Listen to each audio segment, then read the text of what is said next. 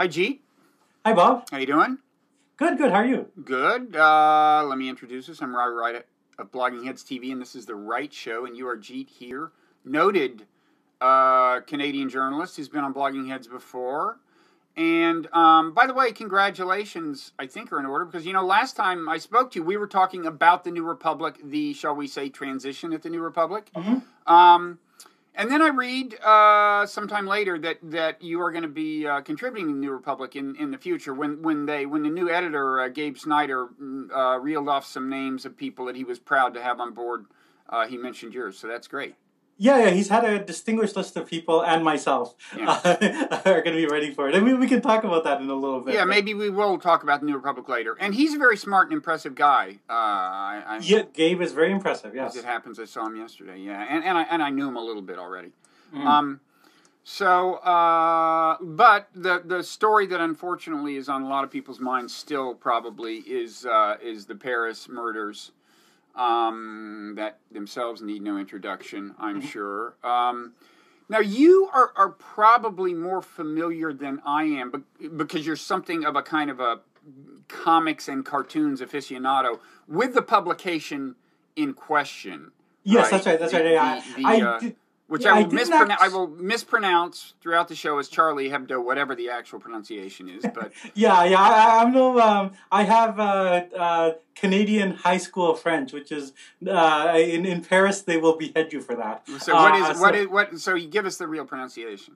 No. I mean, I don't actually know the real pronunciation. So we would both be beheaded. Yeah, it's Charlie Hebdo is what I pronounce it as. Okay.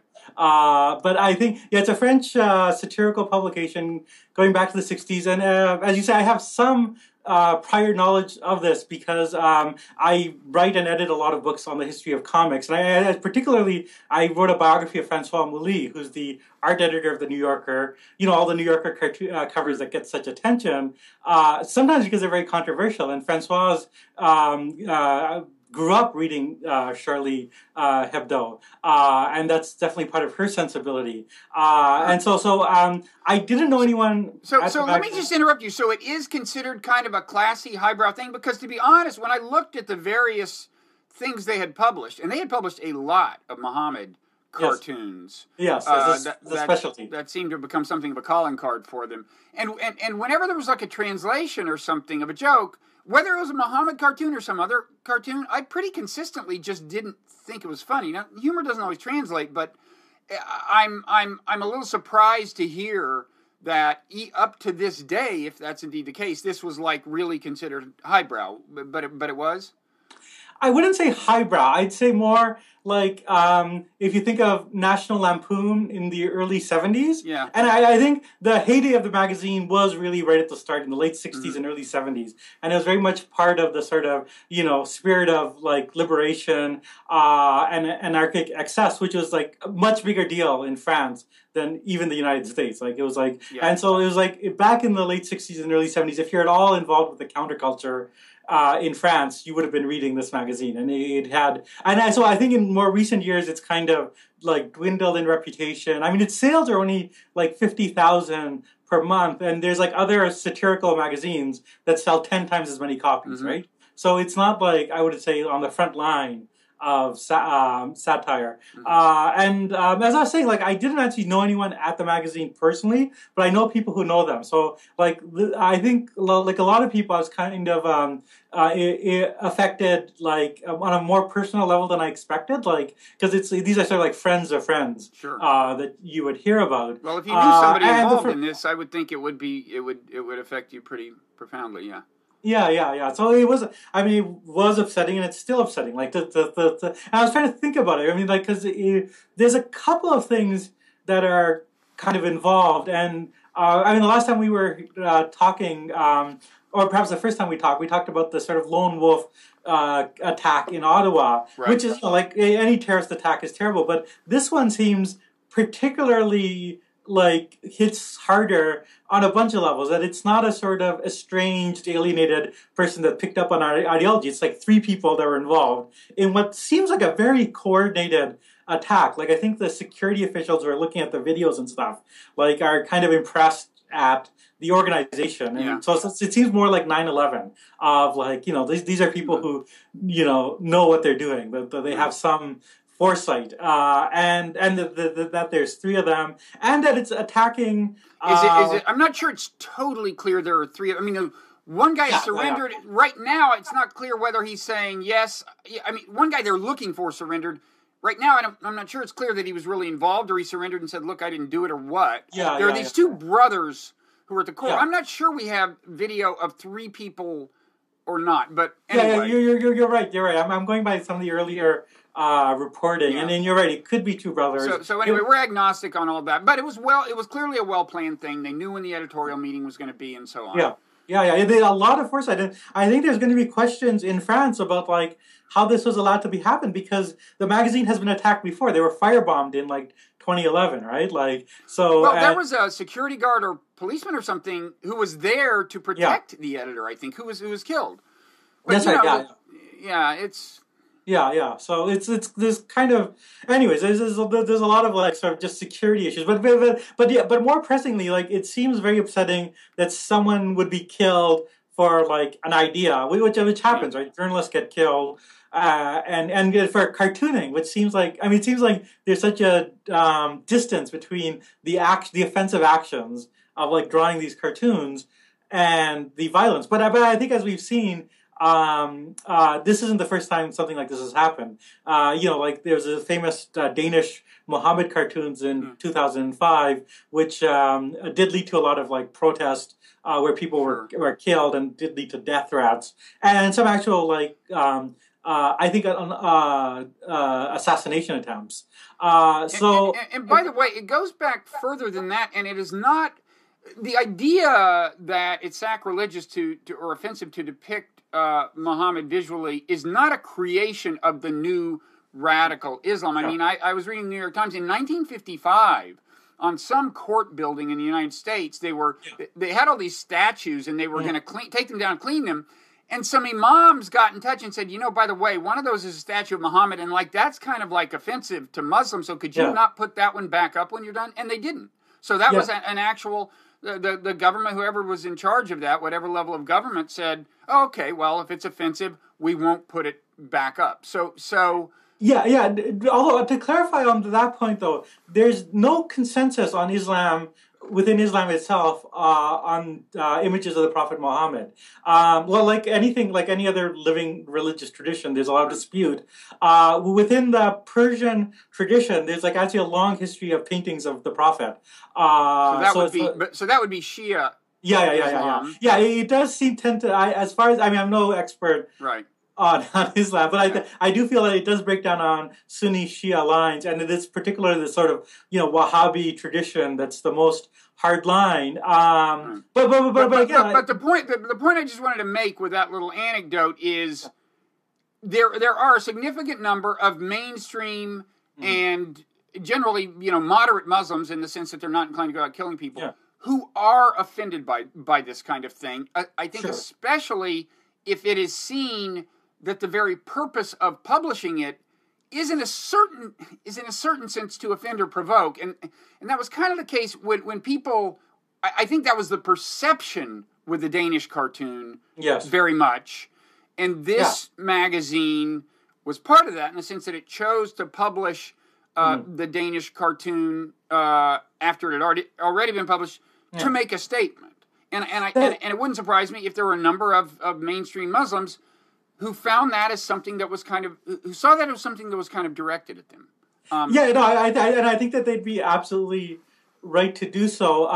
There's a couple of distinctions that can be made. I think the Danish cartoons more clearly can be seen as specifically targeting Islam, in the sense that that newspaper had been sent like anti-Christian cartoons, which they refused to print. Right. And so it seems like they were and some of the cartoons about Muhammad were actually like anti-immigrant cartoons, and so it seems like it coming out of a very particular like anti-immigrant politics targeting a religious minority. Now with the French Charlie Hebdo, like that's coming out of this tradition of sort of French anti-clericalism, which takes no prisoners and which has goes back to the Enlightenment. Now they have no compunction about making fun of Christians or Jews. They did a cartoon which shows Jesus sodomizing God. Which is like, so I mean, that's a sensibility at work. Like, I'm curious, do they push like particular well-known hot buttons? Like, would they make Holocaust jokes? Well, see, that's where it gets a little bit tricky, right? And I think that some of the Islamic critics have a point there, because in France it's not like the United States where there's like constitutional protections. There are actually hate laws in France, and there was an anti-Semitic cartoonist, or not a cartoonist, I should say, who did a cartoon that was perceived as anti-Semitic. It was a cartoon about a French politician, Sarkozy's son, who married a Jewish heiress, and he did a cartoon saying, "Oh, he's going to rise up in the world and make a lot of money and convert to Judaism, because of this marriage." And that was seen as anti-Semitic, and he was fired by Charlie Hebdo and actually charged in French courts with spreading hate. So that wasn't even the hottest button you could touch. I mean, that wasn't about the Holocaust or something. I mean, yeah. So I think that I think you could have a fair critique that they would not do that. And I wouldn't be surprised if you could actually do Holocaust cartoons like mocking the Holocaust or denying the Holocaust in the French legal environment. Like, they actually have pretty serious like hate crime laws. You wouldn't be surprised if that's illegal to Yeah, it would be illegal. Well, certainly in I mean, Holocaust denial is illegal in some countries for sure. But that's a little bit different. That's like a substantive position that a person. But even to do a cartoon, anti-Semitic cartoon now they do have cartoons that we would definitely see as anti-Semitic. But I mean, like, you're on sort of tricky legal grounds, and it is the case that they fired a cartoonist for doing, a cartoon that they saw as anti-Semitic. And I just want to, one more thing. Some of these cartoons just seem designed to be offensive. I mean, the ones with Muhammad with no clothes on, and in sexual. I mean, I mean, I don't. Okay. Well, no. I mean, it's totally. Yeah, I mean, people have compared this to like South Park, but I don't think people understand that there's a French tradition of satire which is way beyond South Park. Like, South Park is middle of the road, like, because like South Park, like, even when they make fun of religion, I call it satire with its fingers crossed, because they always end with, well, we're all human, right? Like, Mormons believe all these silly things, but your average Mormon is a good person, Right. And so South Park is very American in that sense. It's like, whereas like these cartoons, and then again, I go back to the one, like showing Jesus sodomizing God. Like, that's like, two parts of the Trinity engaged in anal sex. That's like, you can't go much further than that. And the Muhammad cartoons are in the same vein. But a friend, Art Goldheimer, who's a translator and polymath, wrote a really good article. He translated the Piketty book, right? Yeah. He has been on Blogging Heads. Yeah, he wrote. And he's translated like hundreds of other. But he's like, I would actually say more than translate. He's probably like one of America's leading experts on French culture, just because he's like the bridge between America and intellectual France. But he wrote a very good article in Al Jazeera, which like really looks at the tradition of this, and like a lot of this has to do with Catholicism and its strong power in France, and its alliance with the state. And going back to the 18th century or even earlier, there's a strong tradition of very like anti-clerical cartooning, which is like very in your face and abrasive, and also political cartooning of the same vein. So even before the French Revolution, you would have these cartoons of Marie Antoinette and all the other nobles engaged in like, the Decadian sexual activities, right? And, you would later have, like nuns and priests like fornicating to their heart's content. Often images of like the king sitting on a toilet and like, just like producing excrement, which is like his policies. Although that one actually, I mean, I think you mentioned that one, either you or Goldhammer mentioned that. And that one had a substantive point. He was eating the food of the poor and excreting wealth for the rich, as I understand. Right. That's actually a comment. That is a comment. Which it wasn't clear to me that, I mean, and some of these, it's not clear to me that they're actually saying anything, Well, this is the thing. This is the point that Art makes, which is that this tradition is an anarchic tradition. It's like the idea that and it's you could say childish tradition. Transgression for the sake of transgression. Yeah, transgression for and it's but it does have a political point. I mean, like Robert Darnton, who's the great historian of French culture at Harvard. He argues that these Marie Antoinette cartoons, even though they're pornographic, right?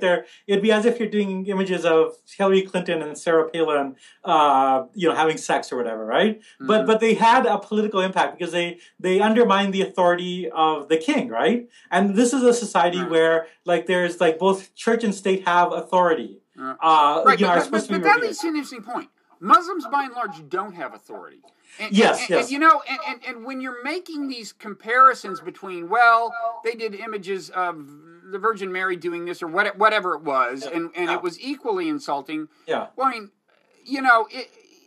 let me just make a little bit of an analogy. In the United States, we have, self-censorship is exercised for the sake of ethnic amity.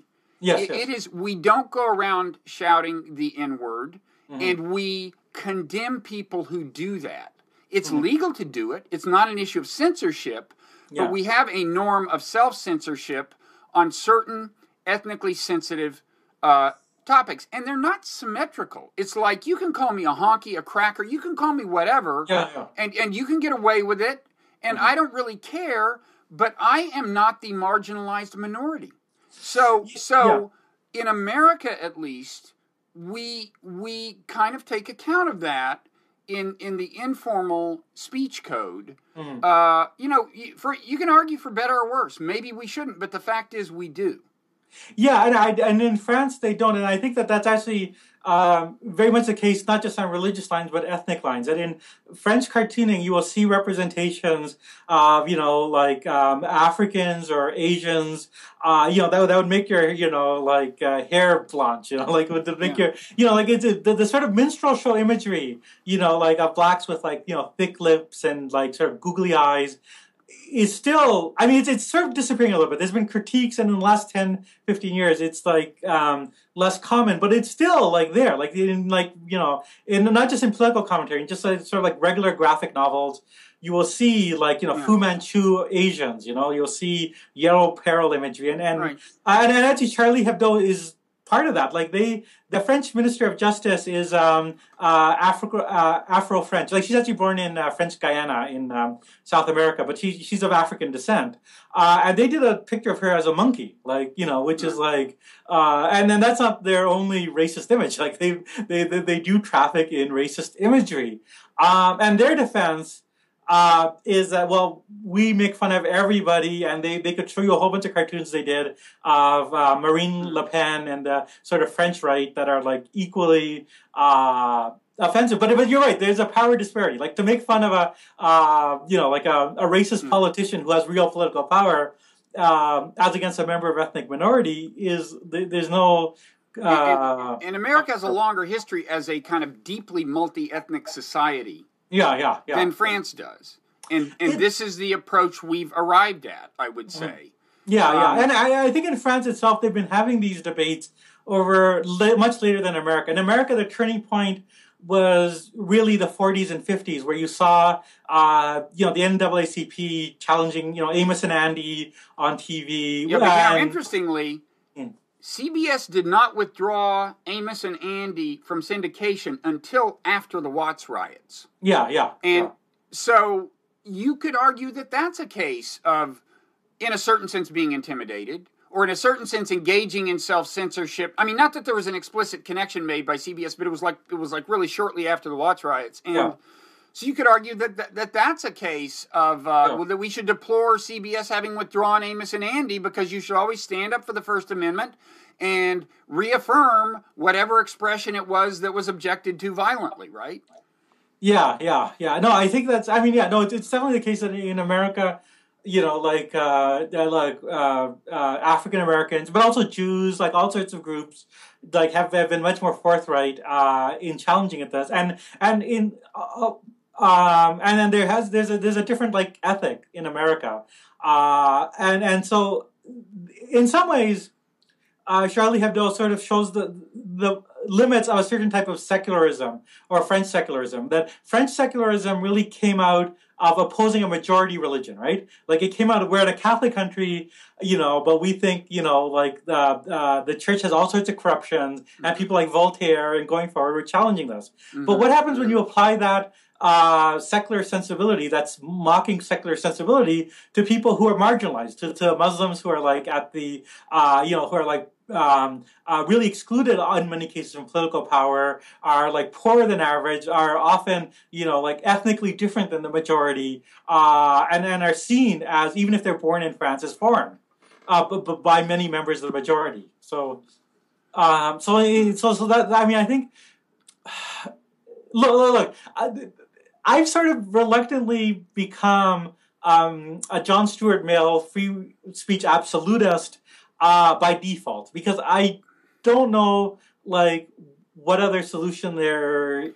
Well, in the sense that no form of speech should be illegal. You mean? Yeah. Well, fine. Yeah, that's fine. I'm not questioning that. And this is the distinction I'd like to make. First of all, I should pause. I mean, people can probably tell that I am not a supporter of the decision to have published some of these cartoons in the first place. Yeah. So I guess I have to pause and say, obviously, I deplore the killings. Yes. Obviously, the killers should be brought to justice. Yeah. Obviously, it's not an excuse for the killings, okay? It's kind of amazing that you have to say things like that, but you do.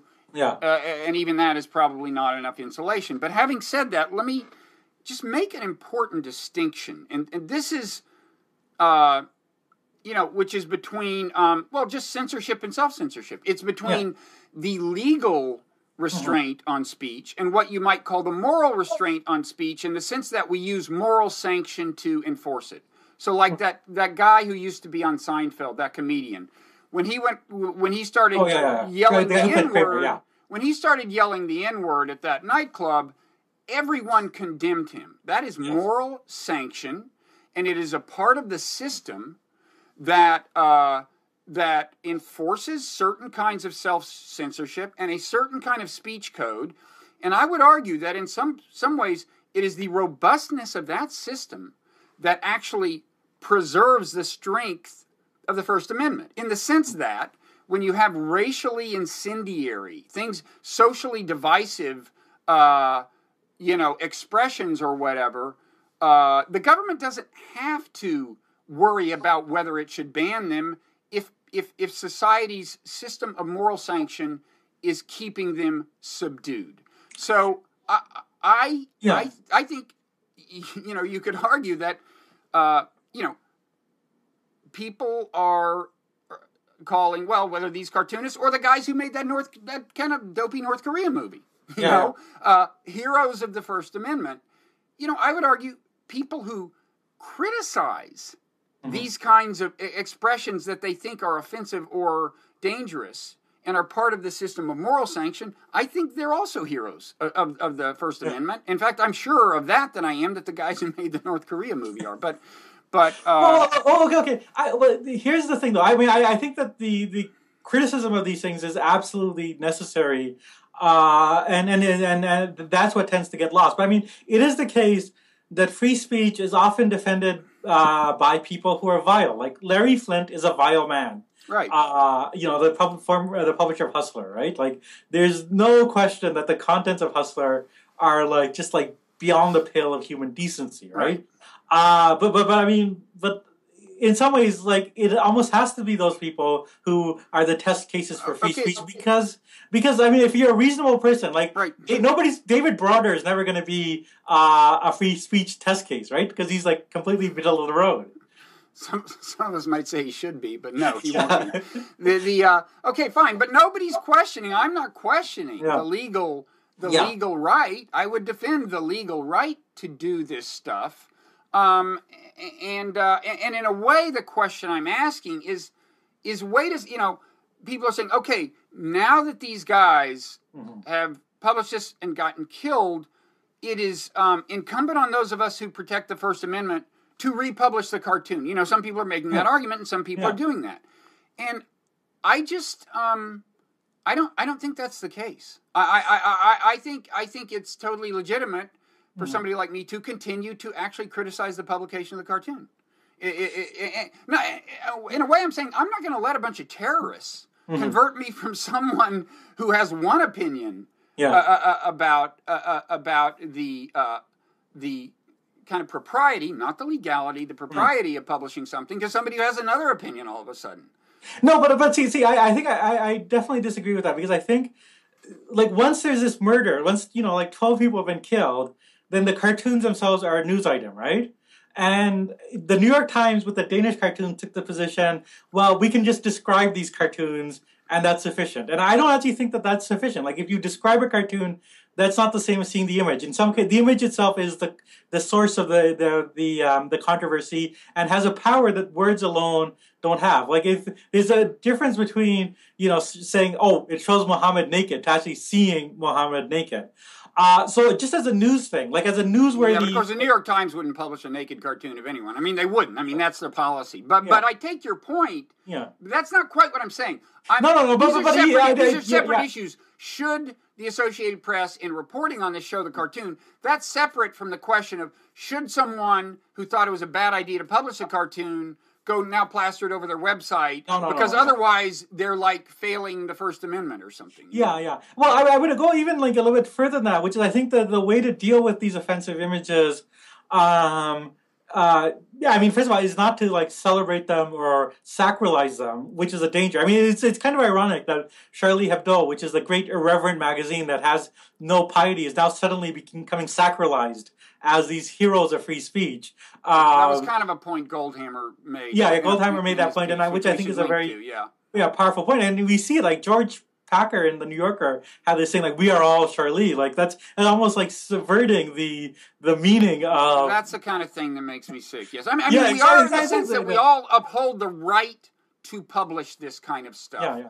But even beyond the right to publish, I actually think like the question is, how do we deal with this stuff? And I actually think that there's actual value, not just in news reporting, but in the criticism itself. Like I actually thought with the Danish cartoon, my friend Art Spiegelman, who's a cartoonist, had like the best approach. He did a piece in Harper's where he like went into the history of offensive cartooning, reprinted those cartoons. I think Harper's was the only major outlet in North America that reprinted the Danish cartoons, and he analyzed them. He analyzed them like what is being said here, and Art's point was that the only way we can detoxify these images is through further speech. That the only response. I mean, I do think that it's fair to see these cartoons as a form of vile speech. I wouldn't use hate speech as a legal term, but I mean they're the offensive speech. But if they're offensive and problematic speech, then we kind of need like further speech, and if we even like further cartoons to respond to them, right? Like I think.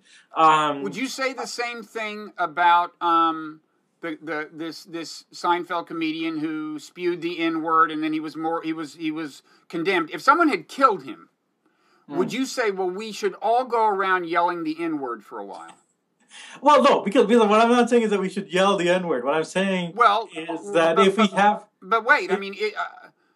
I think that if he said something that was offensive and got him killed, then I think if you're doing a news report, then you have to actually quote what he said. Okay, that's fine, but I thought... And then I think it's actually valuable to quote what he said and then do an analysis. And then because it's something that's out there in the culture and it has a potency, right? Like, I think, like, the original step is, actually, the news reports didn't quote the word. They used, they either said the N-word or a racial epithet or something. They didn't quote the word.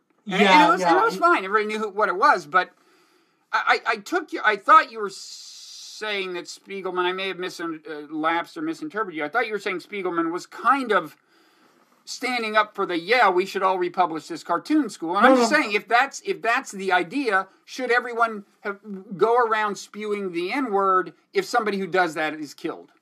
No. I mean, I agree that like not everybody. The way people are reprinting these images is irresponsible. Because they're just turning them into these symbols of free speech without analyzing what they are, why they caused offense.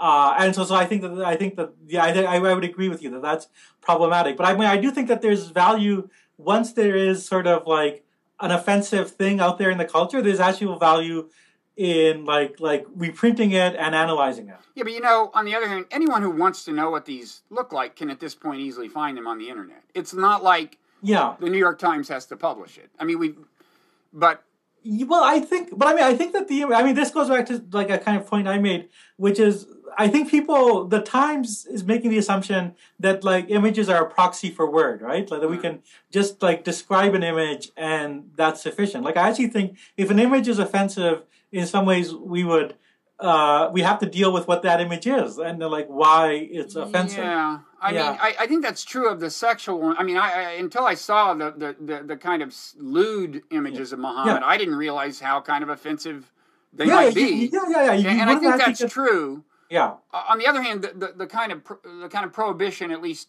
in the view of some Muslims, on visual images of Muhammad, you don't really need to see anything. You get that. Okay, any visual image would be bad, but but I don't think that it's not like.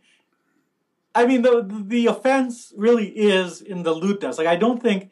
I mean, there are, like I said, there's like a whole tradition in Shia Islam of representing the Muhammad, and there are art books you can buy from like Yale University Press or whatever, like of medieval Islamic art showing Muhammad. Nobody is being killed over those, right? Nobody is being killed over. People are being killed because these images not just show Muhammad, they denigrate Muhammad, and they're designed to denigrate Muhammad.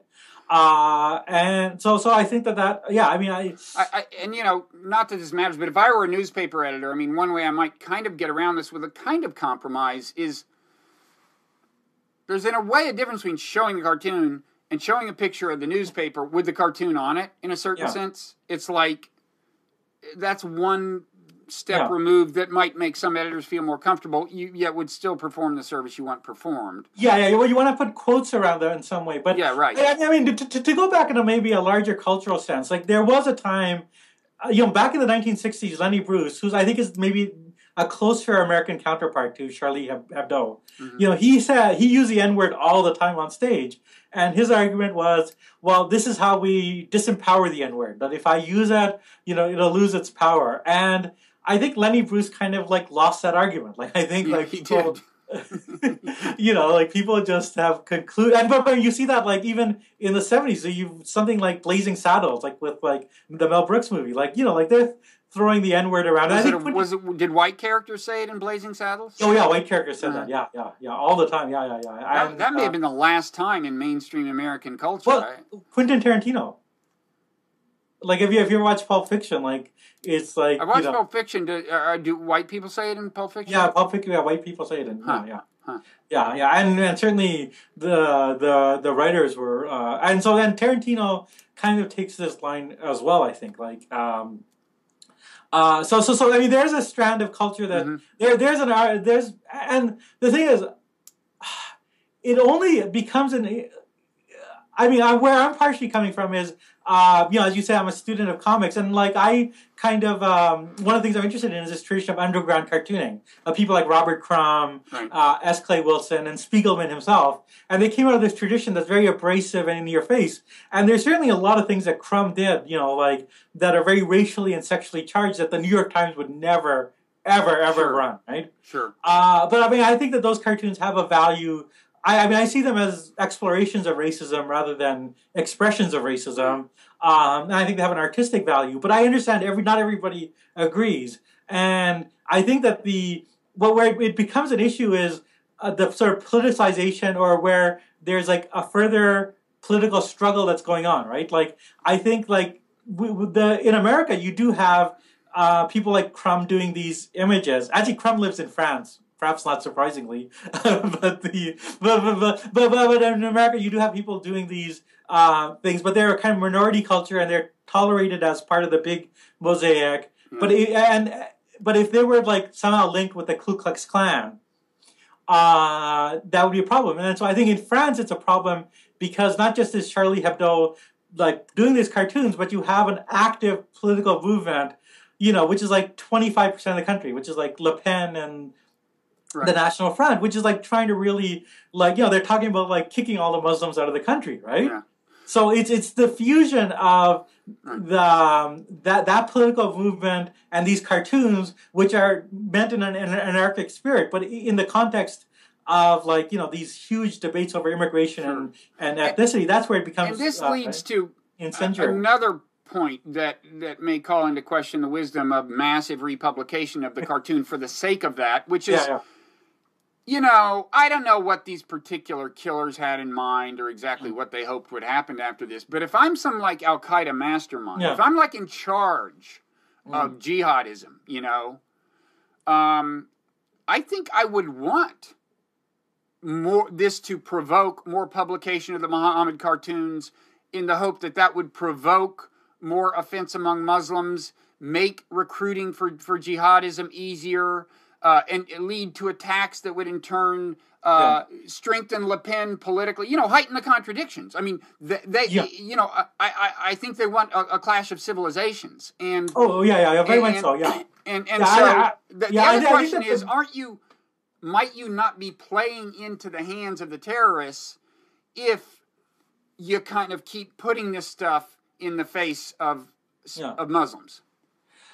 Yeah, I that's a real concern. I think the person who's best expressed that is actually Juan Cole, who'd had a very smart piece actually, just making that very argument. And I mean, I defer to him because he obviously knows much more about Islam than I do. Yeah. And I mean, he plausibly argues that the attack was exactly designed to hit French society in a way that would cause a complete polarization on the Islamic issue. Right. And then there's almost a conspiracy between the two extremes. Oh, this is common in politics. Yeah. Hamas and Bibi Netanyahu, it's like the extremes are always playing a non-zero-sum game.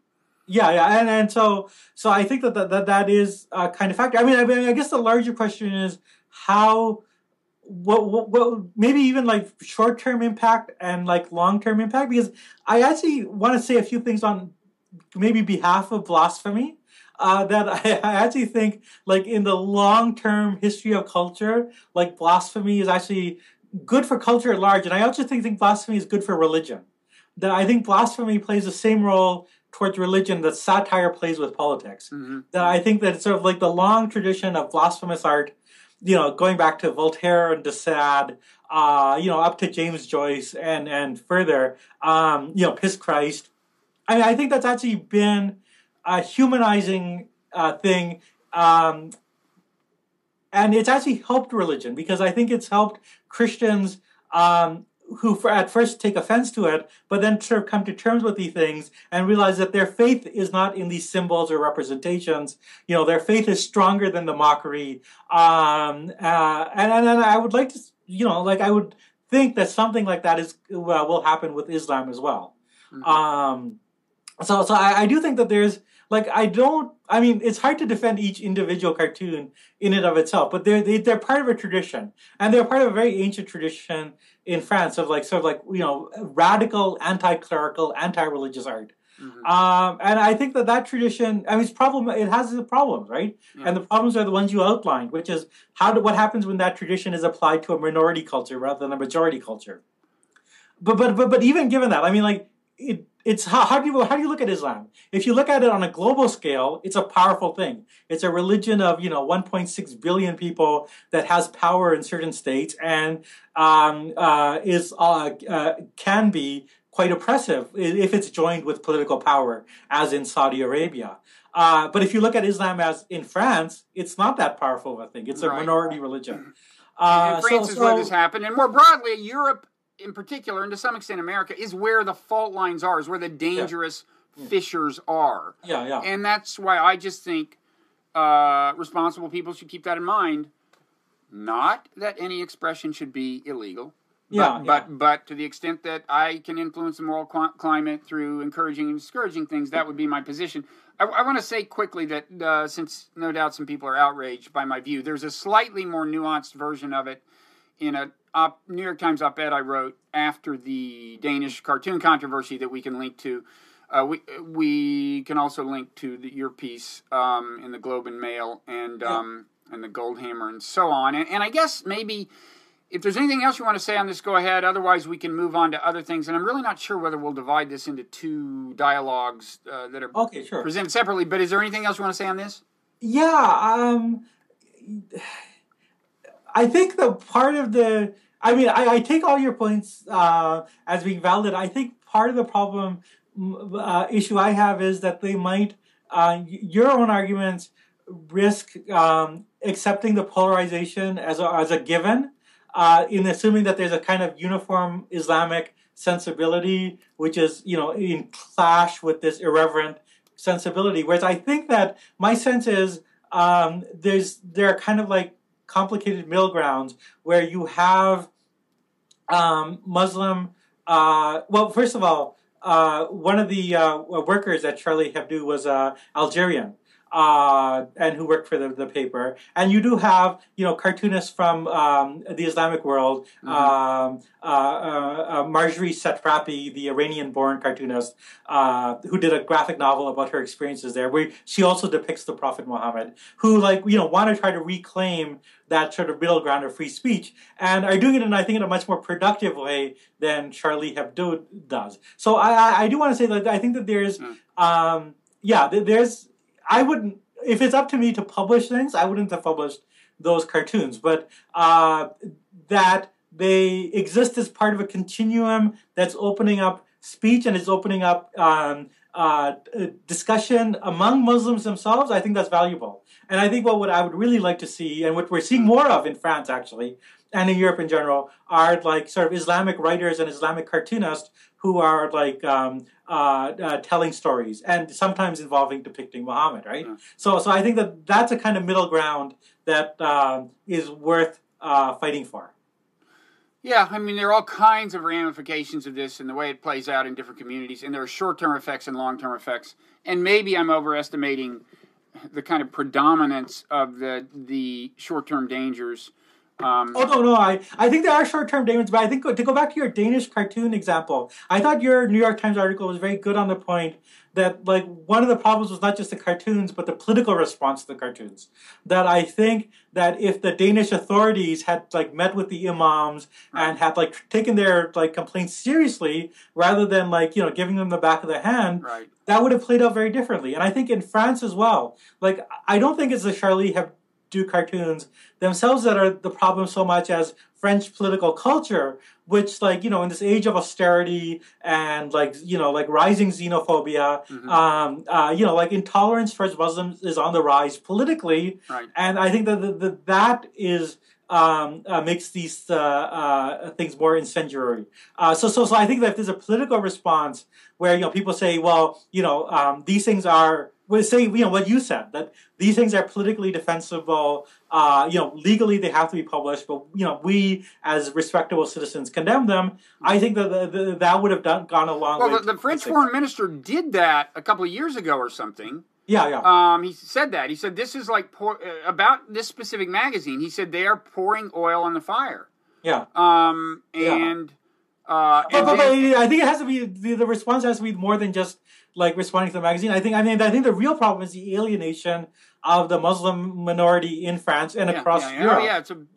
I think that social reality is what's really driving things. That's what I would like to say. And like the cartoons are feeding into that, and there's a feedback effect. But I mean, like I think if there's more attention paid to the social reality, I think that would go a long ways to diffusing these problems. And then I would just in closing say that the United States, for all its problems and all the recent racial tension, having to do with Ferguson and so on, is relatively speaking, compared to the rest of the world, is a relatively successful experiment in multi-ethnic. I mean, that may sound crazy given the inequalities, but just compared to, if you look at the history of ethnic conflict and rioting and so on, the United States, at least in the sense of preserving social order, has done fairly well. And I think part of the recipe is definitely a sensitivity to things that are offensive to minority groups that I'm sure some people would consider a hypersensitivity. But I think it has something to do with the success. I think that's exactly right. And I think, just to add to that point, I think it was one of the editors of the Jacobin who's South Asian like myself said, like it's only white Americans that are nostalgic for Europe. Like if you talk to anyone who's like dark skinned in North America, they don't dream of going to the south of France, right? Right. And there's a lot of people, a lot including my relatives.